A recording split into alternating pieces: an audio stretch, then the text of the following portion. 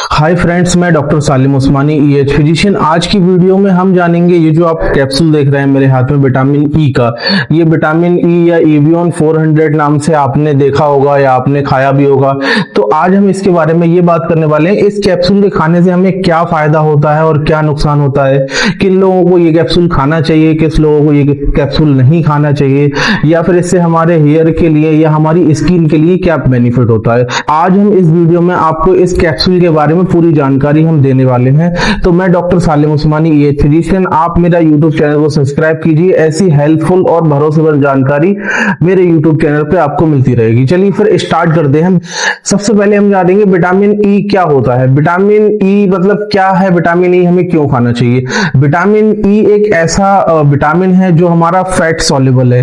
Fat soluble किसे कहते हैं, जो भी हमारा विटामिन है जो फैट के अंदर अगर डिसॉल्व हो जाता है उसे हम फैट सॉल्युबल बोलते हैं। और विटामिन ई जो हमारे बॉडी के सेल हैं उनको डैमेज होने से में मतलब बचाता है। विटामिन ई अगर हम कंटिन्यू खाते हैं तो अगर हमारा इंटरनल कहीं भी कोई सेल डैमेज होने वाली कंडीशन है तो उसमें विटामिन ई जो कैप्सूल है वो हमारे सेल को सपोर्ट करता है। फिर हम जानेंगे विटामिन ई के कैप्सूल लेने के फायदे क्या हैं। इसके फायदे बहुत सारे हैं वैसे तो, लेकिन मैं कुछ फायदे आपको बताने वाला हूं इस वीडियो में। जैसे ये एंटीऑक्सीडेंट है, ये एंटीऑक्सीडेंट है जो मतलब हमारे जो सेल हैं उनके लिए बहुत अच्छा है, और ये हमारी इम्यून सिस्टम के लिए बहुत फायदा, और ये हमारी स्किन के लिए काफी अच्छा बेनिफिट मिलता है। इसे ये अगर हम कंटिन्यू लेते हैं तो हमारी स्किन के लिए काफी अच्छा है। विटामिन ई कैप्सूल लेने से हमारी आईज के लिए भी काफी, जिन लोगों को जैसे आईज में अगर कोई नॉर्मल प्रॉब्लम होती है तो आईज के लिए भी विटामिन ई कैप्सूल हमारा बहुत फायदेमंद है। और अगर आप विटामिन ई का कैप्सूल लेते हैं तो ये आपको विटामिन ई की डेफिशिएंसी होने से भी बचाता है। विटामिन ई का कैप्सूल अगर आप लेते हैं तो इससे आपके जो बालों की डेफिशिएंसी है, आज आपके बाल झड़ रहे हैं, उन कंडीशन में भी आपको बहुत ज्यादा बेनिफिट मिलने वाला है। लेकिन हर हेयर फॉल में आप विटामिन ई मतलब प्रॉपर जो हम कह सकते हैं इससे इलाज नहीं।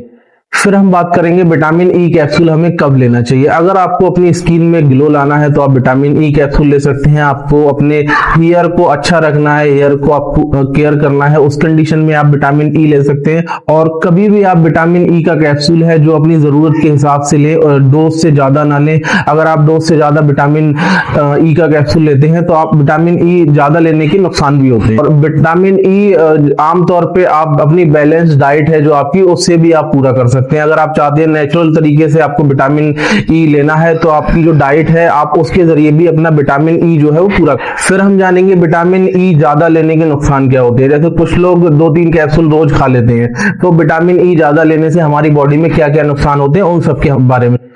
पेट खराब होना, या आपको उल्टी आ जाना, या फिर आप पेट में दर्द होना, या कमजोरी आ जाना बहुत ज्यादा, या आपको हेडेक भी हो सकता है अगर आपने ओवरडोज विटामिन ई की ली है। और विटामिन ई की ज्यादा डोज से ब्लीडिंग होने के चांसेस भी ज्यादा बढ़ते हैं। या फिर जो लोग ब्लड को थिन करने की मेडिसिन लेते हैं उन लोगों को विटामिन ई लेने से पहले बहुत सावधान रहना चाहिए। फिर हम बात करेंगे उन लोगों के बारे में जिनको विटामिन ई का कैप्सूल नहीं लेना चाहिए।